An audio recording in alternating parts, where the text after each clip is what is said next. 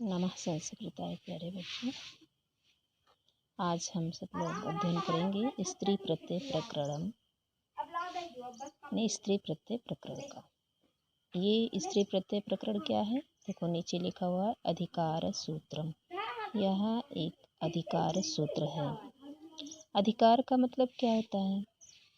जैसे हम साधारण रूप से समझ लेते हैं। जैसे हमारा गांव, ठीक है, तो हमारे गांव की सीमा होती है, या नगर या कस्बे में रहते हैं तो उसकी एक सीमा है कि यहाँ से लेकर के इतनी दूर तक ये कस्बा है, यहाँ से लेकर के इतनी दूर तक नगर है। इसी तरह से गांव की सीमा होती है। तो ये क्या है? सीमा जो होती है वही तो अधिकार है। इसी तरह से स्त्रियाम क्या बताता है कि अब यहाँ से स्त्री प्रत्यय का अधिकार सूत्र शुरू हो गया है, अर्थात अब यहाँ से स्त्री प्रत्यय प्रकरण शुरू हुआ है। अब इससे इसके नीचे जितने भी प्रत्यय आएंगे वो सब कैसे प्रत्यय होंगे? स्त्री प्रत्यय, अर्थात वो सब प्रत्यय स्त्रीलिंग में प्रयुक्त होंगे। अर्थात उन प्रत्यय का प्रयोग जिन शब्द के पीछे किया जाएगा वह शब्द क्या हो जाएगा? स्त्रीलिंग में हो जाएगा। ठीक है, यही अधिकार सूत्र का मतलब होता है।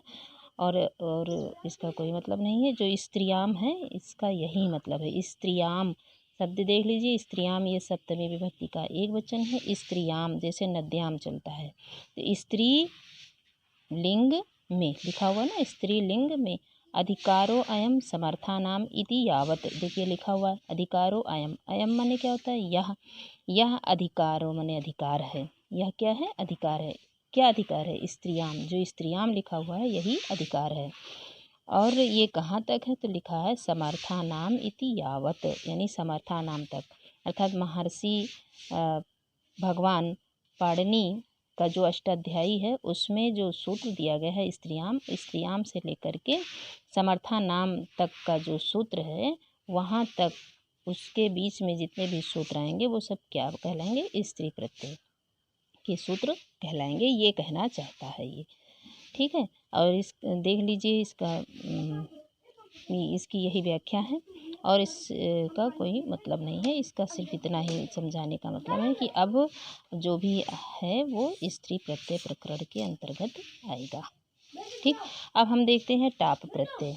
इसका पहला जो प्रत्यय है वो कौन सा प्रत्यय है? टाप प्रत्यय। टाप प्रत्यय विधि सूत्र ऐसा लिखा हुआ है, ठीक। और इसका जो सूत्र है वो क्या कह रहा है? अजादतश टाप। अजादतश टाप यानी अज आदि। अज आदि बराबर क्या हो जाएगा? आजादी। ठीक है, तो अज आदि बराबर आजादी। अतः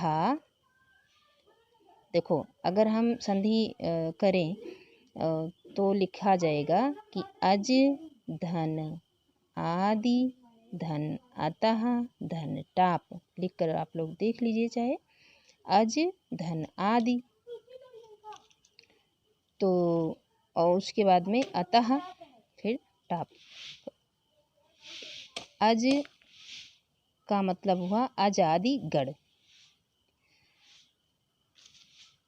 तो आजादी गढ़ हो और क्या हो? अतः का मतलब आकार, यानी उसका अंत आकार से हो, तो ऐसे में हम टाप प्रत्यय लगाते हैं।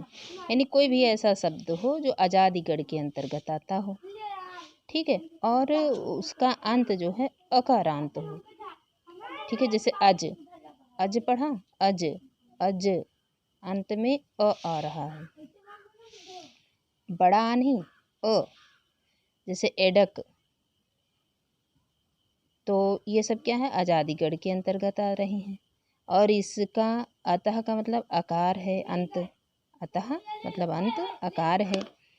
तो ऐसे शब्द में हम क्या लगाएंगे? टाप प्रत्यय। क्यों टाप लगाएंगे? क्योंकि हमें स्त्रीलिंग बनाना है। जब स्त्रीलिंग बनाना होगा तो हम इन शब्दों में क्या लगाएंगे? टाप प्रत्यय लगाएंगे। इसका देखिए लिखा हुआ है कि आजादी नाम अकारान्तस्य च वाच्यं यत् स्त्रीत्वं तत्र द्योतते टाप स्यात्।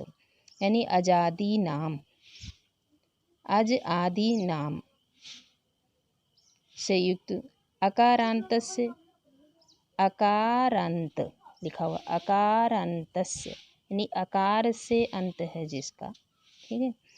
तो अकारांत का वाच्यम यत स्त्रीत्वम तत्र द्योतते टाप स्यात्। यत स्त्रीत्वम, जिसका स्त्रीत्व में विवक्षा करना हो, यानी अगर स्त्रीलिंग बनाना हो, यदि स्त्रीलिंग की इच्छा हो तो हम वहाँ पर टाप प्रत्यय का प्रयोग करते हैं। इसका, इस सूत्र का यही मतलब हुआ। अजादतश टाप का मतलब क्या हुआ कि अजादिगण में स्त्रीलिंग प्रत्यय प्रयुक्त करने के लिए हम टाप प्रत्यय का प्रयोग करते हैं, या अजादिगण को स्त्रीलिंग में परिवर्तित करने के लिए टाप प्रत्यय का प्रयोग किया जाता है, ठीक है। ये इस सूत्र का इतना ही मतलब है। अब जैसे यहाँ पे नीचे लिखा हुआ व्याख्या में कि यह टाप प्रत्यय विधि सूत्र है, यहाँ देखिए विधि सूत्र है, अधिकार सूत्र, ये सब क्या है, तो ये सब पहले ही बता दिया गया है कि व्याकरण में 6 प्रकार के सूत्र बताए गए हैं, ठीक है। तो इसकी चर्चा हम लोग करेंगे किसी समय। अब फिलहाल अभी हम इसी को देखते हैं जो हमारा ध्येय है। तो यहाँ पे व्याख्या भी एक बार पढ़ लेते हैं। क्या कह रहा है कि यह टाप प्रत्यय विधि सूत्र है। यहाँ ज्ञा प्रातिपदिकात से प्रातिपदिकात की और अधिकार सूत्र स्त्रियाम की अनुवृत्ति करनी पड़ती है। अनुवृत्ति का मतलब क्या होता है, पीछे चलना, ठीक है। स्त्रियाम यानी जितने भी सूत्र आएंगे उसमें स्त्रियाम हर जगह, जैसे टाप लिखा हुआ है, टाप के फिर बाद में स्त्रियाम नहीं लिखा हुआ ना, इसकी क्या करनी, अनुवृत्ति करनी, इसलिए ऊपर स्त्रियाम लिख दिया गया है। बार बार उसकी अनुवृत्ति करनी पड़ेगी, ठीक है। तो सूत्रस्थ यानी सूत्र में स्थित अजादिगण अगर है तो उसके अंतर्गत जो भी, जैसे अज है, एडक है, अश्व है, चटक है, मूषक है आदि शब्द ये अजादिगण के अंतर्गत आते हैं। और इस प्रकार इसका अर्थ क्या हुआ कि अजादिगण में पठित अज आदि शब्द तथा अकारांत प्रातिपदिक, यानी अकारांत पहले भी बता दिया गया, इस शब्द को पढ़िए तो उसके अंत में सिर्फ अ का उच्चारण हो रहा है, इसी को कहते हैं अकारांत, ठीक है। जैसे राम, तो वो क्या है, अकारांत है। राम रूप याद किया होगा आप लोगों ने, अकारांत पढ़ा होगा, ठीक है। तो इसी तरह से अश्व है, अज है, ये क्या है, अकारांत है। और प्रातिपदिक से स्त्रीत्व की विवक्षा में, विवक्षा का मतलब इच्छा, अगर आप स्त्रीलिंग बनाना चाहते हैं तो हाँ टाप प्रत्यय प्रयोग किया जाता है, ठीक है। टाप प्रत्यय में टा और पा वर्ण इत संज्ञक है, अतः उनका लोप होने पर आ शेष रहता है। अब देखिए टाप में पहले बता ही दिया गया है कि ये जो टाप है इसका जो पा है वह पा कैसे लुप्त होता है, तो ये इत संज्ञा करने वाले सूत्र जो हैं उनमें से पहले हम हलंत्यम को ले लेते हैं। हलंत्यम क्या करता है, पा, क्योंकि पा हलंत है इसलिए हलंत्यम सूत्र लगेगा। तो हलंत्यम क्या करेगा, पा की इत संज्ञा कर देगा, लेकिन ये लोप नहीं करेगा, ये क्या करेगा, इत संज्ञा करेगा। और इत संज्ञा करने के बाद में तस्य लोपा है एक सूत्र आएगा जो इसका लोप कर देगा, ठीक। अब पा लुप्त हो गया तो क्या बचा, टाप बचा। टापे बड़ा की मात्रा से युक्त ये टा बचा। तो यहाँ पे एक सूत्र और आता है चुटू, जो पहले बता दिया गया है चुटू। तो चुटू से, चुटू क्या कहता है, चू का मतलब चा वर्ग और टू का मतलब टा वर्ग। तो चू यानी चा छा जा झा यहाँ, और टू माने टा ठा डा ढा अड़ा। यदि प्रत्यय के पूर्व में ये आते हैं तो इनका लोप हो जाता है। तो चुटू से टा का लोप हो गया, अब बचा क्या, आ। तो आ की मात्रा जो बची यही आ शेष रहता है। तो यही शब्द के अंत में जोड़ दिया जाता है। जैसे अजा, अज है तो अज धन टाप बराबर क्या बनेगा, अजा।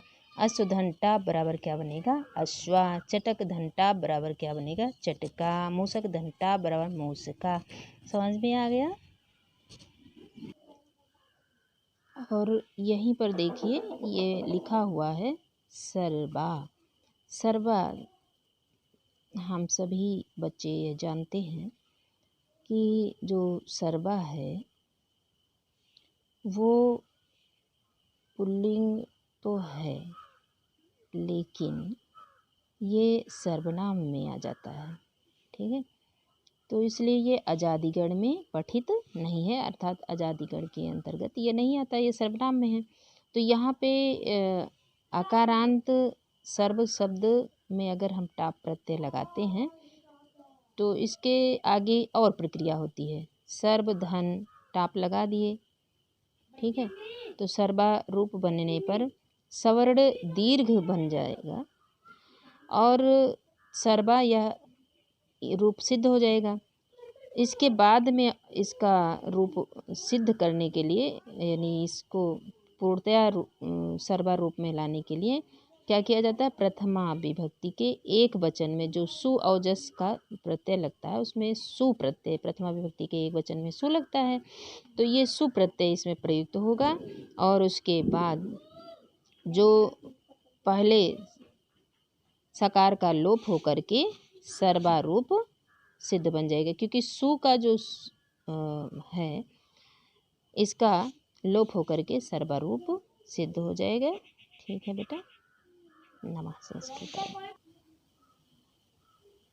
अब देखिए ये सर्वा का हो गया। इसके बाद में गीप प्रत्यय विधि सूत्र, ठीक है, क्या लिखा हुआ, गीप प्रत्यय विधि सूत्र। गीप प्रत्यय विधि सूत्र का मतलब यहाँ पे सबसे पहले हम विधि सूत्र जान लें, क्योंकि इससे पहले भी विधि सूत्र आ चुका है, तो हम सभी विधि सूत्र के विषय में जान लेते हैं।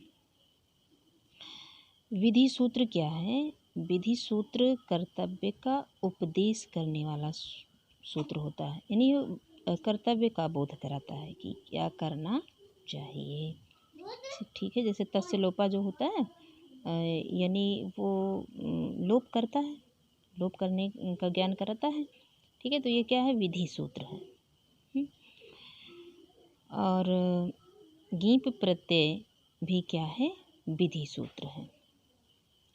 अब इसके नीचे क्या लिखा हुआ, उगीतश्च, क्या लिखा हुआ, उगीतश्च, पाणिनि जी के अष्टाध्यायी के चौथे अध्याय के पहले पाद का ये 61वां क्षम्यताम छठा क्या है, सूत्र है। ठीक है, अभी हम पहले पढ़े थे स्त्रियाम, बड़ा अच्छा तरीका है याद करने का भी, अगर हम इसको भी याद करना चाहें तो स्त्रियाम जब पढ़े थे, जैसे देखिए स्त्रियाम पढ़ा गया था हम लोगों के द्वारा, तो यहाँ पे लिखा हुआ है 4-1-3, यानी चौथे अध्याय के पहले पाद का तीसरा सूत्र है। ठीक, और यहाँ पे टाप में देखें तो लिखा हुआ है 4-1-4, यानी चौथे अध्याय के पहले पाद का चौथा सूत्र है। और अब आया गीप, तो ये क्या है, चौथे अध्याय के पहले पाद का छठा सूत्र है। ठीक है, और ये लिखा, इसमें सूत्र में क्या लिखा गया है, उगीतश्च, उगीतश्च। इसको देख लीजिए, हम थोड़ा सा लिखे हुए हैं आपको समझाने के लिए।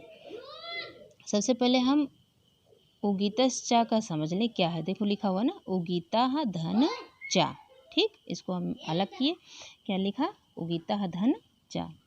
ठीक, अब ये उगीता धन चा है, तो सबसे पहले हम देखेंगे कि उगीता किस विभक्ति में आ रहा है। तो 5 जो लिखा हुआ है वो 5 का मतलब होता है पंचमी। ठीक है, तो उगीता क्या है, पंचमी विभक्ति का एक वचन है, तो इसका अर्थ क्या हो जाएगा, उगीत से, अर्थ क्या हो जाएगा, उगीत से, चा माने और। अब इसमें हम पूरा सूत्र पढ़ लेते हैं। ये क्या लिखा हुआ है, सूत्र में लिखा हुआ है कि उगीदन्तात प्रातिपदिकात स्त्रियां गीप स्यात्, उगीदन्तात प्रातिपदिकात स्त्रियां गीप स्यात् भवन्ति पचन्ति दीव्यन्ति। ठीक, तो अब हम समझ लेते हैं कि सबसे पहले उगीदन्तात क्या है। यहाँ पे हम समझाने के लिए लिखे भी हैं। उगीदन्तात समझिए, देखिए उगीदन्तात लिखा, इसके बाद में देखो क्या लिखा हुआ है, पहले हम संधि कार्य करेंगे, पहले उगीद देखेंगे कैसे बना। तो उगीद बना उक धन इत, इत का मतलब क्या होता है, समाप्त करने वाला। ठीक, समाप्ति बोधक हो, यानी इत हो जिसका, किससे? उक से। ठीक, तो उक धन इत, अब यहाँ पे संधि कार्य होगा। जैसे हम क्या कहते हैं, हम लोग पढ़ते हैं जगदम्बा, या सबसे सरल उदाहरण जान लेते हैं वागीश्वरी। ठीक है, वाग देवी, वाक धन देवी, काका गा हो जाना। उसी तरह से यहाँ पर भी काका गा बन गया, उक धन इत, तो उक काका गा हो गया और धन इत तो उगित बन गया। ता में हलंत है, इसलिए यहाँ भी ता में हलंत है। ठीक है, और फिर अब हम क्या जोड़ेंगे? धन अंत क्योंकि उगिदन तात लिखा हुआ है तो अंत जोड़े तो देखो उगिद ताका दा बना था, तो देखो यहाँ पे उगिद लिखा हुआ है। उगिद धन अंत, दा में आ जुड़ गया, अब बचा आधा ना और ता, तो बन गया उगिदंत। उगिदंत के बाद इसके बाद हम क्या लिखेंगे? धन आत। आत लिखा तो आत लिखे, अब बन गया क्या? उगिदन तात। ये देखिए उगिदन तात। ठीक, अब इसका मतलब क्या हो रहा है समझे। उक का मतलब होता है उ, री या री। ये क्या है? उक प्रत्याहार है। वैसे तो 43 प्रत्याहार बताया गया है, कुछ लोग 44 भी मानते हैं, लेकिन अगर हम सूत्र बनाने के लिए और भी प्रत्याहार का प्रयोग करते हैं तो इसमें ये कोई त्रुटिपूर्ण नहीं है। लेकिन ये उक प्रत्याहार के अंतर्गत देखिए कौन कौन से वर्ण आ रहे हैं। उ, री और री। देखिए कैसे, आयुड़, रिल रिक। आयुड़ के उ से लेकर के रिलरिक के का तक देखिए तीर लगी हुई है। ठीक है, उ को ले लेते हैं और उसके बाद का को ले लेते हैं, इस तरह से उक बन जाता है। और इन दोनों वर्णों के बीच में जो अक्षर आ रहा है उसको हम गिनते हैं। तो क्या उ को लेंगे ही, क्योंकि यह हलंत वाला तो है नहीं। का नहीं लेंगे क्योंकि यह हलंत वाला होता है। तो उ, री और री ये 3 वर्ण उक प्रत्याहार में आते हैं। ठीक है, अब ये कहना क्या चाह रहे हैं? तो ये कहना ये चाह रहे हैं कि उगिद अंत आत, उक से अंत हो जिसका, यानी उक इत है, ऐसा कोई शब्द हो जो उक से जिसकी इत संज्ञा हुई हो। ठीक है, तो ऐसे शब्दों में अगर हम स्त्रीलिंग की विवेचना करना चाहते हैं या फिर स्त्रीलिंग बनाना चाहते हैं ऐसे शब्दों को, तो उसमें हम टाप के बजाय गीप प्रत्यय लगाते हैं। यही इसका मतलब हुआ। ठीक है, क्या मतलब हुआ कि यदि हम ऐसे शब्द को लेते हैं जो उगिदंतात हो, यानी जो उक से अंत हो जिसका, ठीक है, तो उन शब्दों को यदि हम स्त्रीलिंग में प्रयुक्त करना चाहते हैं, स्त्रीलिंग में बनाना चाहते हैं, तो उसमें हम कौन सा प्रत्यय लगाएं? तो कहा जा रहा है कि गीप स्यात्, उसमें गीप होता है। ठीक, अब आइए हम देखते हैं कि उक प्रत्याहार से अंत वाले शब्द जैसे भवन्ति, पचन्ति और दीव्यन्ति। ठीक है, भवन्ति में कैसे बन गया?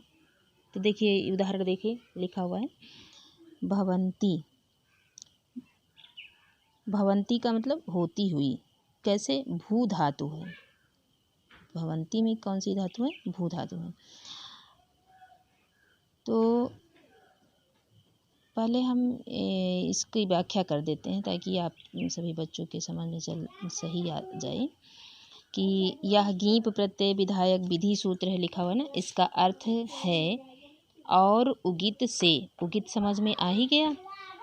यहाँ क्या होता है और कब होता है, इसको अच्छी तरह से समझने के लिए ज्ञाप प्रातिपदिकात से प्रातिपदिकात की और ऋणभ्यो गीप से गीप की अनुवृत्ति करनी पड़ती है। स्त्रियाम का अधिकार पूर्व से है। सूत्रस्थ उगित शब्द का अर्थ है जिसका उक, उ, री या री इत संज्ञक हो। ठीक, यही जो हमने बताया वही इसमें लिखा हुआ है, हम अपने शब्दों में बताए हैं। अब देखिए, जैसे पुस्तक में भवंती का उदाहरण दिया गया है, ठीक है। हम कैसे समझेंगे कि ये भवंती उगिदंत है, यानी ये उक से इत होने वाला शब्द है। तो आइए देखते हैं इसकी प्रक्रिया। देखिए, हम लिखे हुए हैं, अभी आप लोगों के लिए हम यहाँ पर लिखे हैं। अब हमारे पास ऐसी सुविधा तो है नहीं, तो लिखकर आप समझिए। देखिए, तीर के माध्यम से भवंती बना कैसे है। भू धातु है, ठीक है। ये जो भू के आगे लगा हुआ है ये धातु का चिन्ह होता है संस्कृत में। तो भू क्या है? भू धातु है। और भू में लगा क्या है? क्षत्रि प्रत्यय। ये जो क्षत्रि प्रत्यय है, ये तो पहले से ही हाई स्कूल में ही पढ़ा होगा। हाई स्कूल में तो था ही ये क्षत्रि प्रत्यय। क्षत्रि प्रत्यय, भू धातु धन क्षत्रि प्रत्यय। अब क्षत्रि का एक एक आप देखते चलिए सभी बच्चे। क्षत्रि में क्या लगा है? री लगा है, ठीक है। री की इत संज्ञा होगी उपदेशे अजनुनासिक से। उपदेशे अजनुनासिक से री की इत संज्ञा हो गई। बचा क्या? ता बच गया। लेकिन ता से जब री निकल गया तो ता हलंत युक्त बचा। अब आगे देख लेते हैं। श का जो है वो लशक को तद्धिते से श की इत संज्ञा हो जाएगी, ठीक है। तो बचा क्या?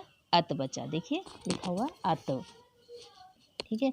अब ये जो अत बचा, तो अब इसके बाद में हम भू धातु में इसे जोड़ेंगे। तो भू धन अत, भू धन अत हो गया। अब ये भू का उ और आ, ये इसका गुणादेश हो जाएगा, तो बनेगा भवत। उवा, उवा बन गया, ठीक है। अब बन गया क्या? भवत। दोनों का गुणा कर देंगे तो उवा हो जाएगा भवत। ये हम साधारण स्तर पे बता रहे हैं, सूत्र इसका अलग से आता है। तो भवत बना, ठीक है। हम ऐसे समझ लेंगे भवत। अब इस तरह से जो री की इत संज्ञा हुई है, क्योंकि भवत में ऐसे भवत तो बन नहीं गए। भू धातु में जब हम क्षत्रि प्रत्यय लगाए तभी भवत बना। तो भवत क्या हुआ? उगित हो गया, उगित हो गया, ठीक है।